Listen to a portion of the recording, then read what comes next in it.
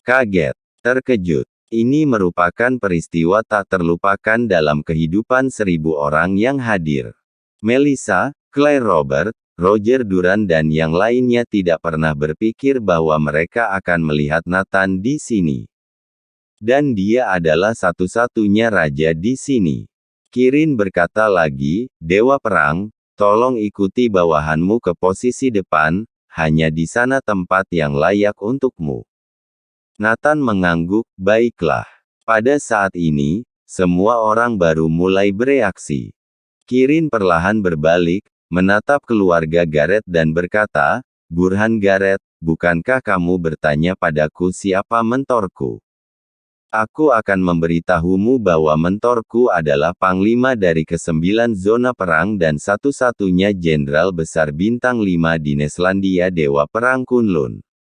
Bernama Nathan Clark, PVTTT. Mendengar ini, darah Burhan Gareth yang sesak tidak bisa lagi dikendalikan, tersembur keluar dengan keras.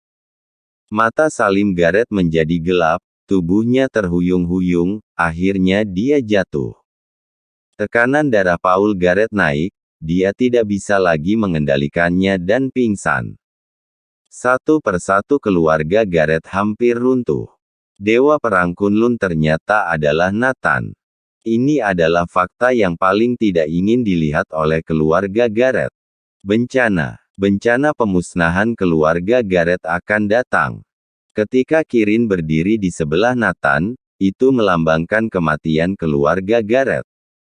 Bahkan Tuhan pun tidak bisa menyelamatkan keluarga Gareth. Apa? Nathan adalah Dewa Perang Kunlun. Aku tidak percaya. Aku tidak percaya. Isabel Royer tidak mau menerima kenyataan ini. Baru saja serangkaian hal terjadi, yang membuatnya merasa lega melihat perbandingan antara Nathan dan Dennis Barre. Biarkan dia terus berpikir bahwa Nathan tidak dapat dibandingkan dengan Dennis Barre. Tapi dalam sekejap mata, Nathan telah berubah menjadi Dewa Perang pelindung Neslandia. Dennis Barre bahkan hanya angin lalu di depannya. Dia tidak bisa menerima kenyataan yang jauh berbeda ini. Jeremy Arthur dan dua teman prianya sangat ketakutan sehingga mereka bergemetar, sampah yang mereka cemooh sebenarnya adalah Jenderal Besar. Satu-satunya Dewa Perang Bintang 5. Berbagai penghinaan dari mereka barusan tidak dianggap serius sama sekali. Bukan karena takut. Tetapi karena dia terlalu malas untuk merespons mereka yang hanyalah sekelompok serangga. Mereka bahkan tidak pantas untuk diinjak oleh Nathan. Mata besar Angelin Gage penuh dengan ketakjuban. Dunia berpikir bahwa pria itu telah jatuh, dan dia juga berpikir demikian. Juga mencoba menginjak-injaknya untuk kesenangan. Tetapi siapa yang mengira bahwa dia puluhan ribu kali lebih kuat daripada saat dia berada 6 tahun yang lalu. Felicia berkeringat dingin di sekujur tubuhnya, dan menatap Nathan dengan ketakutan. Nathan menyentuh kepalanya dan berkata sambil tersenyum, apa yang membuatmu gugup, gadis kecil? Tidak peduli apa statusku, aku masih saudara iparmu. Oh. Felicia mengikuti Nathan. Di bawah perhatian semua orang, Kirin berjalan di depan, diikuti oleh Nathan dan Felicia, berjalan maju selangkah demi selangkah. Melihat bahwa Nathan semakin dekat dengan mereka, jantung Angelin Gage dan Isabel Royer seperti akan terbang keluar dari tenggorokan mereka. Saat ini, jantungnya sangat sesak, seolah-olah akan meledak. Tiba-tiba, Nathan berhenti di barisan mereka. Pada saat ini, Angelin Gage, Isabel Royer dan beberapa lainnya ingin mati saja. Kulit kepala dan wajah mereka, seolah-olah ada arus listrik yang melewati mereka. Udara dingin mengalir dari telapak kaki ke kepala, membuat darah membeku. Nathan berkata dengan dingin, minggir. Setelah mendengar ini, orang lain segera menyingkir kedua sisi, hanya Angelin Gage dan 4 teman lainnya membatu tidak bergerak. Melihat tatapan Nathan, Angelin Gage merasa sesak napas, tidak bisa bernapas. Uh. Jeremy Arthur dan Alan Marion tidak bisa menahan tekanan lagi, semua jatuh ke tanah, membuat suara benturan. Angelin Gage dan Isabel Royer sangat gugup. Sekarang identitas Nathan dapat menentukan hidup dan mati mereka dalam satu kata. Nathan memandang kedua wanita itu dan tersenyum, baru saja kamu bertanya padaku apa aku menyesal menolakmu saat itu. Angelin Gage dan Isabel Royer tidak berani menatap mata Nathan. Aku katakan sekarang, aku tidak pernah menyesalinya. Sampai kapanpun, aku hanya akan memilih Kirana. Tidak peduli dia miskin atau kaya, muda atau tua. Aku akan memilihnya, kata Nathan. Pada saat ini, Angelin Gage dan Isabel Royer sangat iri pada Kirana. 6 tahun lalu, mereka iri pada Nathan dan Kirana bisa bersama.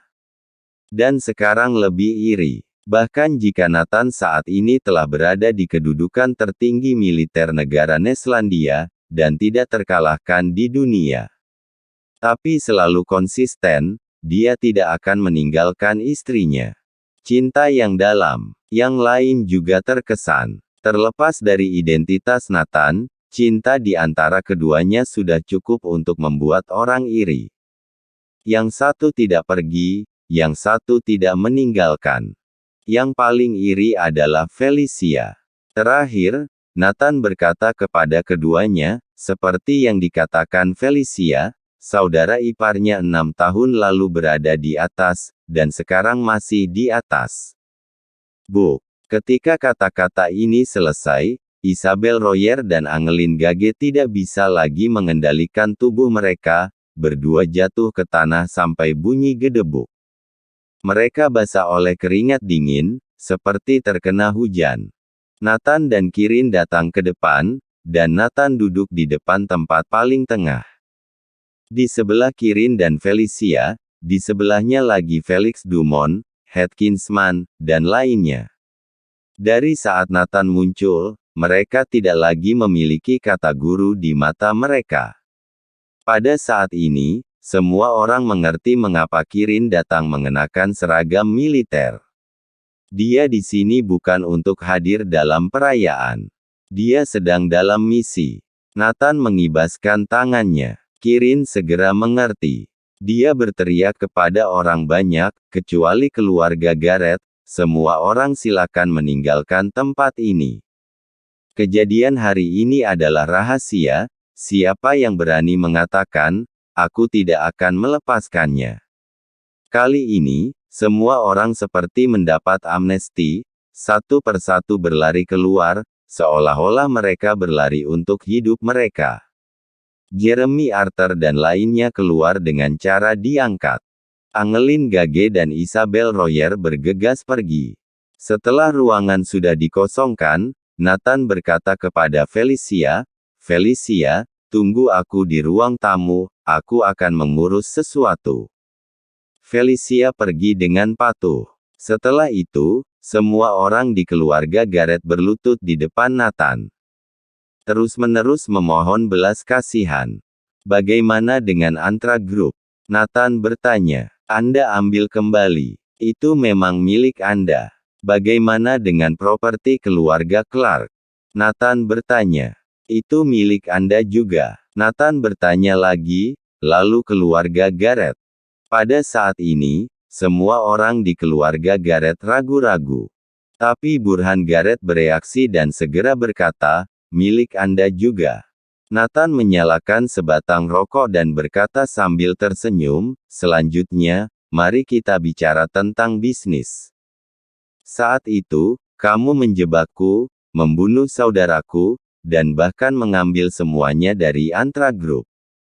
Kenapa? Nathan bertanya. Itu karena Dewa Perang memasuki market farmasi dan teknologi saat itu, dan keluarga Garrett menginginkan teknologi intimu. Keluarga Garrett menjawab dengan jujur. Nathan menarik napas dalam-dalam dan bertanya, katakan grup besar lain yang juga berpartisipasi dalam insiden saat itu.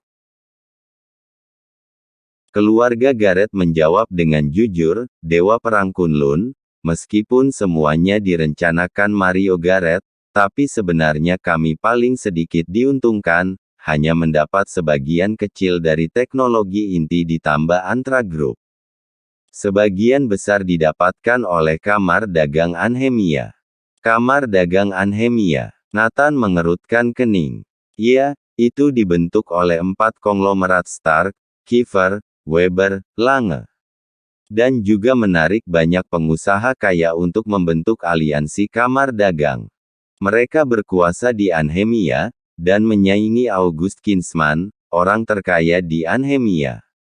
Kata Burhan Gareth. Nathan tahu tentang Kamar Dagang Anhemia. Komunitas penguasa bisnis Anhemia. Dapat dikatakan bahwa Kamar Dagang Anhemia memegang hampir setengah perputaran ekonomi Anhemia. PDB yang disumbangkan setiap tahun benar-benar mengerikan. Ketika Nathan berhasil memulai bisnis, Kamar Dagang Anhemia ingin menariknya, tetapi syaratnya adalah menyerahkan teknologi inti dan teknologi farmasi Antra Group. Nathan menolak. Setelah sekarang dipikir, pada saat itu, dia telah menjadi sasaran Kamar Dagang Anhemia. Hanya karena menolak, dia kemudian dipenjara, saudaranya dibunuh, dan istrinya menjadi janda selama 6 tahun. Dunia bisnis seperti medan perang, bahkan lebih berdarah dari medan perang. Terlepas dari seberapa tampan dan sopan setiap pengusaha kaya, pada kenyataannya, mereka semua adalah penguasa yang memakan orang tanpa sisa. Tidak terhitung berapa banyak orang yang mereka bunuh secara diam-diam. Bahkan Nathan tidak penting di mata mereka, dan dilupakan banyak orang. Nathan tidak pantas untuk diingat mereka. Pada saat ini, Neville dan Vermilion datang dan memberitahu Nathan bahwa produk online itu berasal dari Kamar Dagang Anhemia. Nathan mengetuk pegangan tangan secara berirama dengan jari-jarinya. Kalau begitu, Kamar Dagang Anhemia akan lenyap. Kata Nathan. Keluarga Gareth merangkak di tanah, tidak ada yang meragukan kata-kata Nathan. 4 pengusaha Kamar Dagang Anhemia percaya bahwa kekayaan mereka setinggi langit, menutupi langit dan matahari di Anhemia, dan industri mereka terjalin kuat di setiap sudut Anhemia, tidak ada yang bisa mengguncangnya.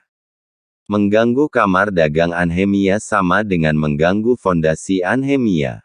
Tetapi mereka tidak pernah berpikir bahwa orang yang mengusik mereka adalah Dewa Perang Kunlun.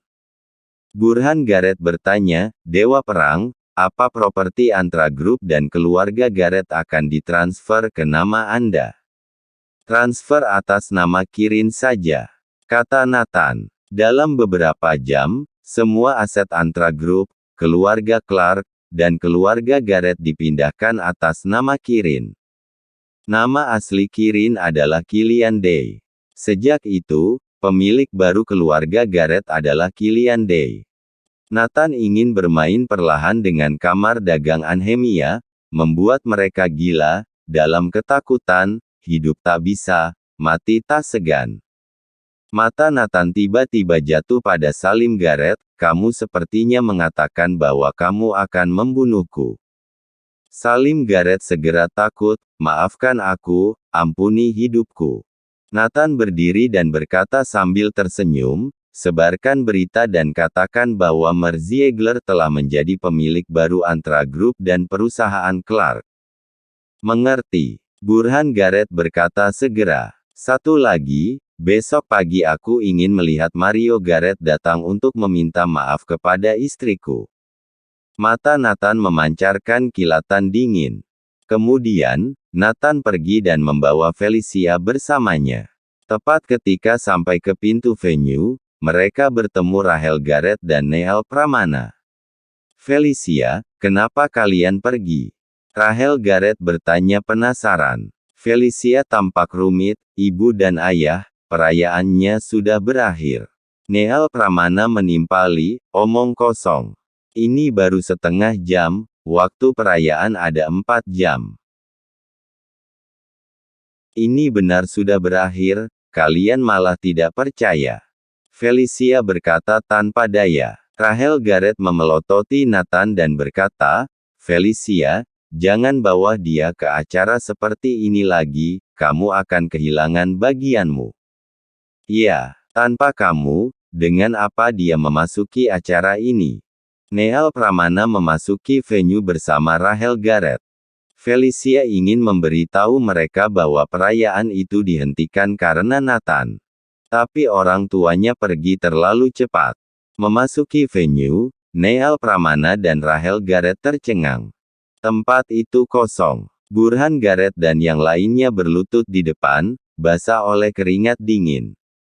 Bertanya kepada keluarga Garrett, tetapi mereka tidak mengatakan alasannya.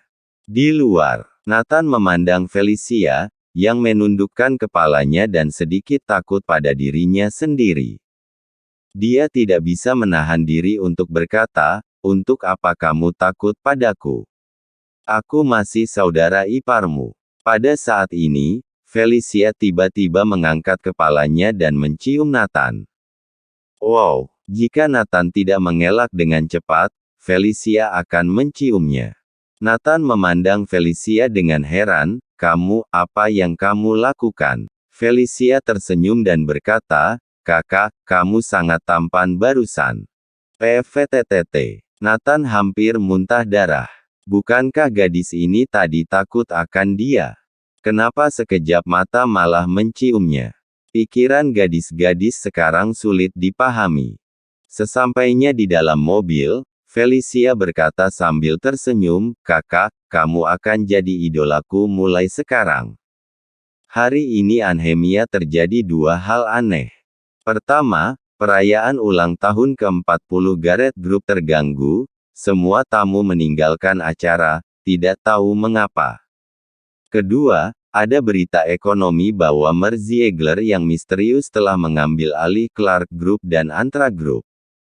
Mengenai dua hal ini, keluarga Garrett berbohong, rahasia komersial. Apa yang keluarga Garrett lakukan? Melepaskan Antra Group dan Clark Group begitu saja. Apa yang dilakukan keluarga Garrett di perayaan? Misterius.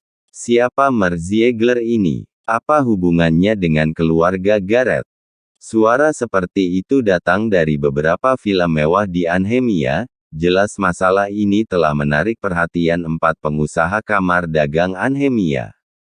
Ketika Nathan dan Felicia kembali ke rumah, James dan Amanda ada di sana. Amanda memelototi Nathan, kamu seharian tidak ada kegiatan. Tidakkah kamu membantu Kirana ketika kamu tidak ada pekerjaan? Masih menghadiri perayaan. Apakah kamu memenuhi syarat untuk pergi ke sana? James mendengus dingin, benar itu. Nathan, kami berharap kamu dapat mengandalkan kemampuan kamu sendiri, untuk mendapatkan undangan ke perayaan semacam ini, daripada mengandalkan Felicia. Kirana juga merasa bahwa Nathan terlalu sibuk bersenang-senang. Mengesampingkan dendam dengan keluarga Garrett, Nathan berpartisipasi juga tidak ada artinya, sama sekali tidak cocok dengan identitasnya. Nathan tersenyum, ayah, ibu, Kirana, aku pergi ke rumah Garrett untuk menyelesaikan masalah. James dan Amanda bertanya dengan curiga, ada apa? Aku akan menyelesaikan dendamku dengan Mario Garrett, kata Nathan. Kirana terkejut. Dia takut Nathan akan menyebabkan masalah bagi keluarga Garrett. Kirana memberitahu orang tuanya apa yang terjadi hari itu. Apa? Ternyata Mario Garrett yang merencanakan semuanya. Tapi apa yang kamu lakukan, Nathan? Kamu hampir membunuh Mario Garrett. Kamu tidak ingin hidup. Bila kamu tidak ingin hidup, jangan libatkan kami. James dan Amanda berkata dengan marah. Kirana bertanya dengan cemas, apa yang kamu lakukan pada keluarga Garrett hari ini? Nathan berkata, besok, keluarga Garrett akan membawa Mario Garrett untuk meminta maaf secara langsung. Hahaha. Setelah mendengar ini, James dan Amanda tertawa terbahak-bahak. Apa yang kamu bicarakan? Keluarga Garrett ke sini untuk meminta maaf. Apakah kamu mabuk? Keluarga Garrett adalah keluarga kaya di Anhemia. Ia memiliki puluhan triliun aset, dan dapat menenggelamkan orang dengan ludahnya. Mau datang untuk meminta maaf. Apa kamu menganggap dirimu sebagai tokoh penting? Kamu memukul Mario Garrett, masih mau mereka meminta maaf kepadamu? James memandang Nathan seperti orang bodoh. Itu benar-benar mustahil bagi mereka. Kirana juga tidak akan percaya. Bahkan Nathan, yang berada di puncaknya 6 tahun lalu, tidak memiliki kemampuan ini. Melihat semua orang tidak percaya, Felicia menahan tawa di hatinya. Memikirkan pengakuan Nathan pada perayaan itu, dia memandang Kirana dengan iri. Dia adalah wanita paling bahagia di dunia. Namun, dia sekarang lebih unggul dibandingkan sepupunya karena dia tahu identitas Nathan. Memikirkan hal ini, Felicia hatinya berbunga-bunga. Kirana memandang Felicia dan bertanya, "Felicia, apa benar?" Felicia menggelengkan kepalanya, "Aku tidak tahu." Dia saat itu menunggu di ruang pertemuan, dan benar-benar tidak mengetahuinya. Nathan berkata, "Saat itu, aku berbicara dengan keluarga Garrett sendirian, dan Felicia tidak ada di sana." Hahaha, kamu siapa? Apakah kamu memenuhi syarat untuk berbicara dengan keluarga Garrett sendirian? James dan Amanda keduanya tertawa. Kirana juga berpikir bahwa Nathan berbicara besar dan tidak menganggapnya serius. Di malam hari, James dan Amanda tinggal di Lakewood Gardens. Pagi-pagi sekali, mereka dibangunkan oleh ketukan di pintu. Setelah Kirana membuka pintu, ekspresi wajahnya berubah. Burhan Garrett, Salim Garrett dan yang lainnya datang, mendorong kursi roda Mario Garrett. "Kalian," Kirana tampak bingung. James dan Amanda, yang keluar bersamanya, sangat bingung. "Miss Kirana, hari ini keluarga Garrett datang untuk meminta maaf. Kami mohon maaf atas kebodohan Mario Garrett." Burhan Garrett, Salim Garrett dan yang lainnya membungkuk dalam-dalam. Brak. Pada saat yang sama, Burhan Garrett menendang kursi roda hingga terbalik. Mario Garrett yang cacat tergeletak di tanah dan berkata dengan gemetar, "Kirana, aku salah. Dan aku tidak berani lagi. Aku mohon maaf." Pada saat ini, pikiran Kirana dan kedua orang tuanya menjadi kosong. Mereka tidak pernah berpikir bahwa keluarga Garrett akan datang untuk meminta maaf. Apa yang Nathan katakan benar. Untuk menunjukkan ketulusan kami secara khusus membayar 1 triliun untuk kompensasi kerusakan emosional. Sekarang uang itu telah ditransfer ke rekening perusahaan Britannica Anders. Kata Burhan Garrett. Ponsel Kirana berbunyi dan laporan keuangan perusahaan bertambah 1 triliun. "Kalian cepat bangun." Berdiri di depan pengusaha besar yang bernilai ratusan triliun, jantung Kirana berdegup kencang tanpa henti.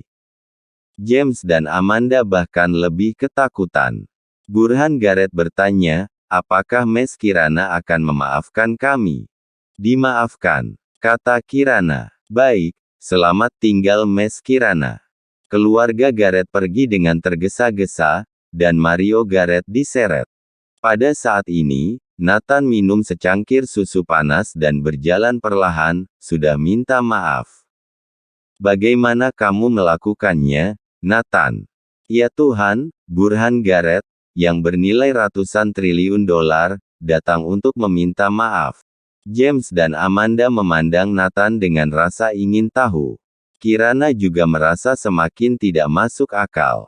Ini sangat sederhana, beritahu keluarga Garrett kenyataan yang terjadi, mereka juga orang yang rasional.